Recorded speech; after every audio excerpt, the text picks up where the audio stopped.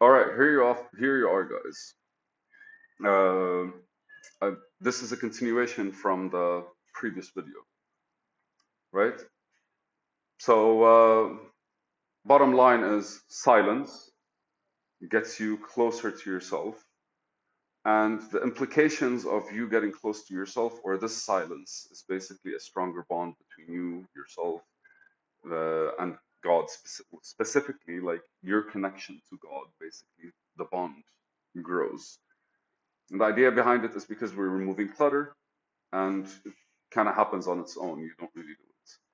And through actual engagement, it's probably much like when you're actually talking to yourself and when you're having these kind of conversations, you really just end up understanding a lot more about the things that you're missing or you're approaching from an opinionated perspective, right?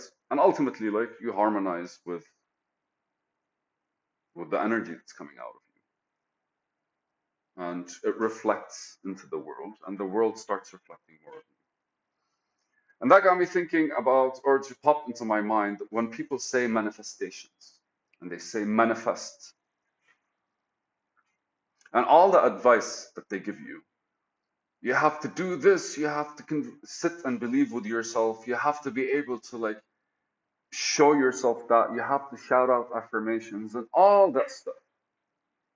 All of it's correct, by the way, fully, right? Like, all of these would matter if you actually like believed what you're, if you were able to trust the words that are coming out of your mouth, right?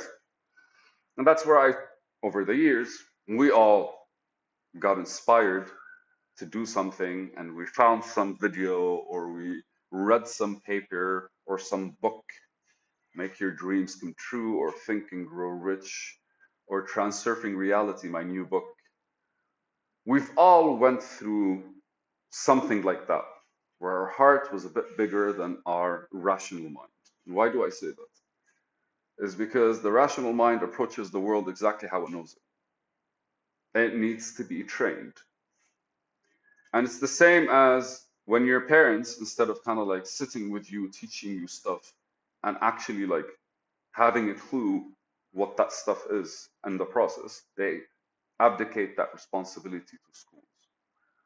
Granted, we've been convinced that schools are in our best interest, but I think they're sardine cans. I do think they built us in a way socially, but I think that's what contributes to the society that we're in right now. So, so my thoughts are this: if we want to change the world, we have to cancel out the new school system and figure something out from scratch. Hey, I have an opinion. But anyways, so if we were to actually want to manifest something, and for me, the closest I've gotten, which doesn't make sense to me at all, is live the lifestyle that you want to manifest. And that's absolutely correct. But for me, that's a very self-centered approach. I don't know if you guys notice, I'm always kind of like, just, I don't know. I'm not saying I don't like wearing proper clothes and going to like these social events that require you to be like sharp or something like this. But I'm just saying I'm not the guy who dresses sharp while walking on the street. That's not my involvement. And in a way, that manifesting technique or live the lifestyle is limited to how you see the world, which is amazing.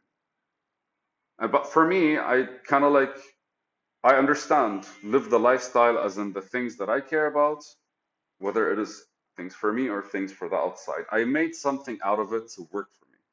So I said, what are the things I want to do in the world? Well, I want to recycle. Okay, uh, there's no recycling spots in Lebanon. So I was like, okay, you know what? At the very least, anytime I'm cutting organic waste, I put them where the trees are, right? So like, just kind of like doing the things I say I want to do. Recycling is not just about like separating and having 3 dustbins and yelling at your neighbor. That's the image I have in my head. And so basically, I'm actually like building that lifestyle, you could say. But something beautiful clicked in when he was talking about silence. And I stopped and I wanted to translate that to something because I am very much like I really don't think anything in the world makes sense. But I think that's the super beauty of it, because the only thing we have to do throughout this world is get to know ourselves better and better and better and better and better. And the world literally is built. It doesn't make sense. Look at the magic of taking a seed, planting it, and coming back a year later and eating grapes. Let me explain it to you. We put something in the ground, uh, in a solid space, but you can still move with it. And then, as X amount of moons passed, and something from the sky that made the ground all soggy. I'm not using words on purpose because I think those words kind of like, oh, it's normal now. I can explain it. We don't explain it. We just know about it. The best we could do is understand how it works, but we can't understand it. We can't understand the tree. We can understand how a tree works, operates, what it needs. We can't understand, I would say, human beings as well. The one thing we can understand, the one thing is us, ourselves. The one thing. Because you will know when you're not honest about something. You will know when something upset you. You will know when you want to change, whether it is sites, whether you will know everything about you. Well, most of the time, our choice is kind of like to just get to know the world. And I agree, man. It's just fucking spectacular. I'm telling you, it's magic. It is super magic. I don't know what to explain. It's just magic. And that takes us basically away from the actual experience of understanding, honestly. Anything. Anything. The one thing we can understand is ourselves. And so the experience of understanding is actually getting to know ourselves through the flow of the sun, days, seasons, any unit of measurement. It's just all of these are kind of like just creations, things placed for communication purposes with people in the outside world. And in a way, we're stuck in this dome of the universe, right? And I'm talking like in our process, because ultimately the magic that makes you go, oh, look at this grapes, is the same magic that would make you look in a way that's, oh my God, man, I can't, I have to work tomorrow. It's the same magic that puts you in a zone where you're stressed out and you kind of feel like the world is against you. It's the same magic that makes you fly over the cloud and go like, hey, it's the same thing.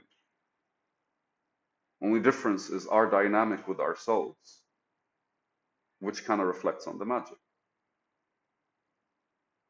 But what came to me is the easiest approach. Act like the person you are. And now, instead of actually like basically considering the lifestyle the kind of person, the lifestyle you have as a person, instead of considering that, maybe consider things from the inside out, not the outside in. Because effectively what we're doing when we're considering our lifestyle in order to manifest what we want in the future, we're looking at how the world will see us, right? We're doing the things that are based on external, I don't want to say external opinion, but it can't be helped because we are looking from the outside. Let's put it this way. Because we are looking from the outside, then you actually can sit there and be like, hey man, this is how I see my lifestyle. But if you're looking from the inside, what would you see? You would see the impact of your lifestyle on the world around you. The easiest way to see that is through business. I want you really to imagine it. Like, we found a way to create numbers that matter to us. Don't get me wrong, I love those numbers. We're all working in the same place. We're not getting detached. So that we'll be able to understand our lifestyle. Most millionaires, their lifestyle is based on is based on the money they have, right? So it translates the way they see the world through the businesses they do. And that becomes the point of focus, and eventually it manifests itself if he understands basically his lifestyle properly. But on the other side, you would either you have people that saw their lifestyle with art, right? They saw themselves with the paintings they're painting, and maybe like the galas they go to, or the whatever their job is, whatever their effort in this world is towards.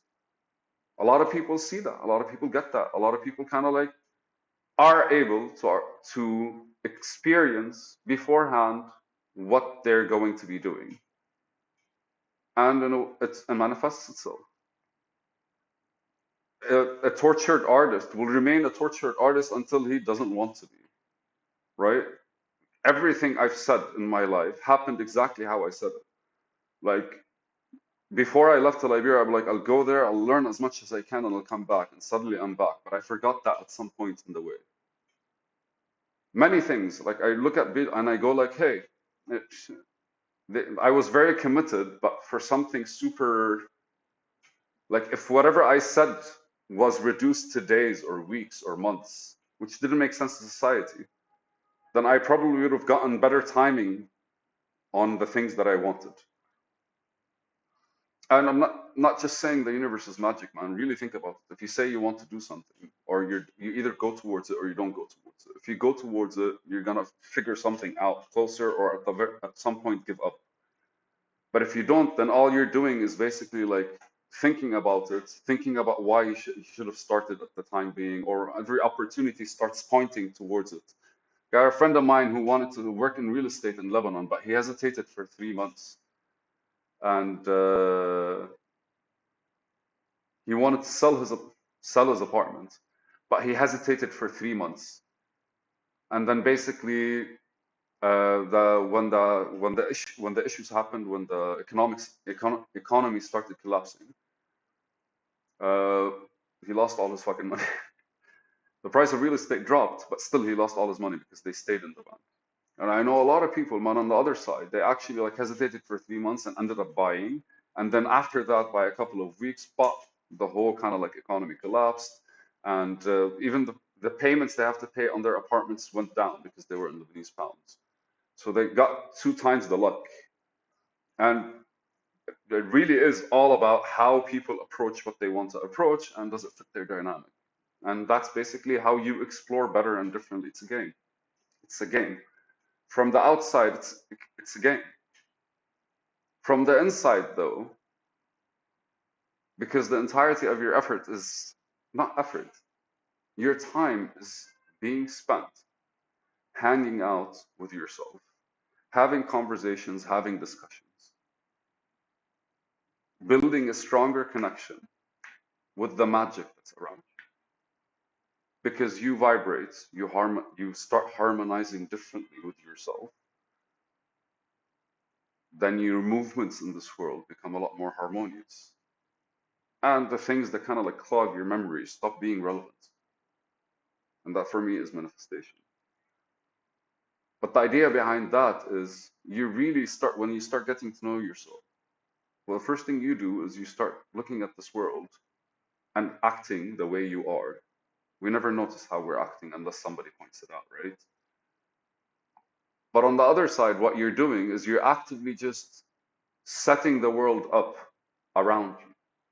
Like being that person, seeing your impact. Because if I had $1 million right now, what would be my impact in the world?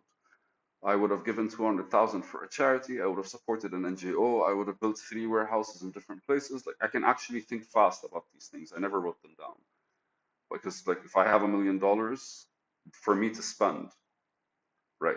For me to spend, I know exactly what I'm going to be spending them on, or at the very least, it's limited based on the values that I have. I know which NGOs I would support. I know which communities I'd want to like work with and see how they can actually change. I fucking do. But all of this is going to happen through my platform. So ultimately, it kind of like is reflected from inside out and then outside in. And the idea behind just kind of like, if I do that and I go start volunteering in these communities, for example, or I start engaging with the owners of these communities, because the goal is for the platform to be connected with them and like sitting with them and supporting them and talking to them and discussing things and seeing how I can help and all that shit. What I'm doing is I'm already manifesting my help, but after 2 years, I'll know where to put my money or how, because I would have gained that experience, which ultimately taught myself and me something. And then that basically translates into the new world with new behavior, new approaches, and it's just really that cute and simple.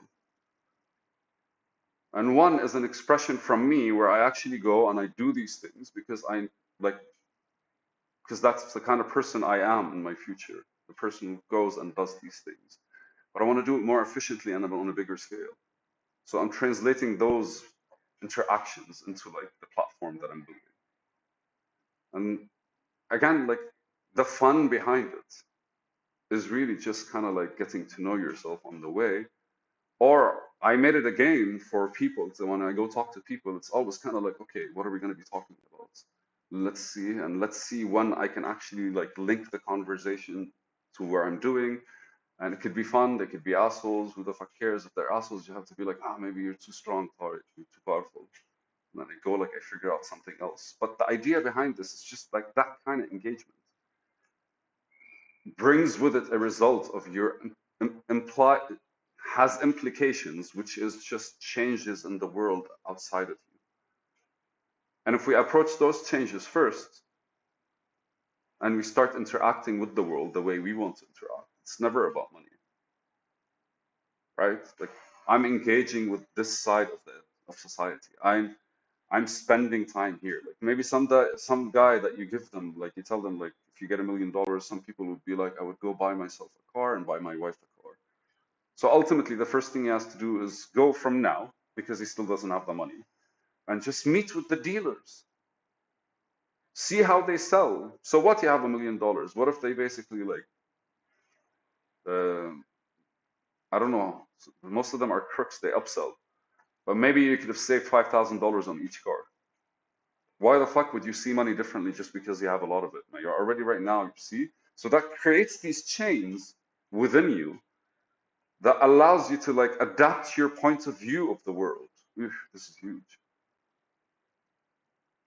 Because effectively what we're doing, and I did a video once, like pretending versus faking, or I haven't gotten to that video yet, maybe, I don't know.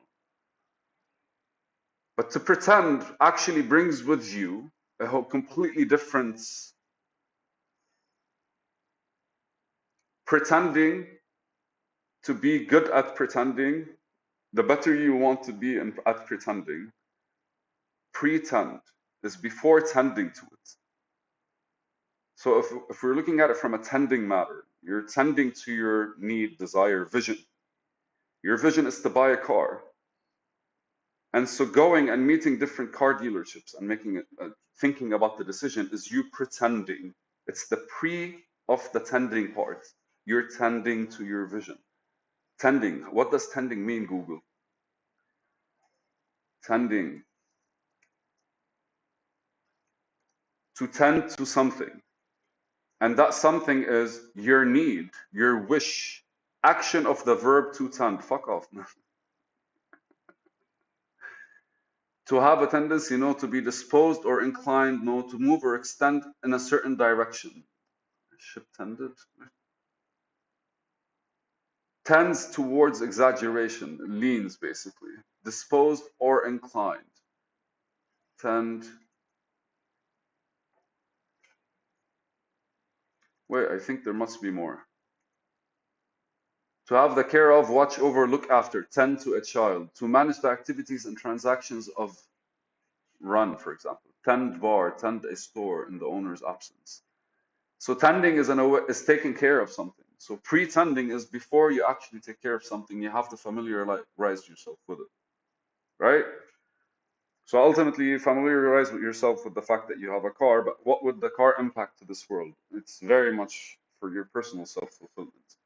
On the other side, if you're thinking of something that the world has to give you, right? The world kind of has to be manifested in this world. The car already exists. You're bringing it to you. That's fine. All you're doing is manifesting the money.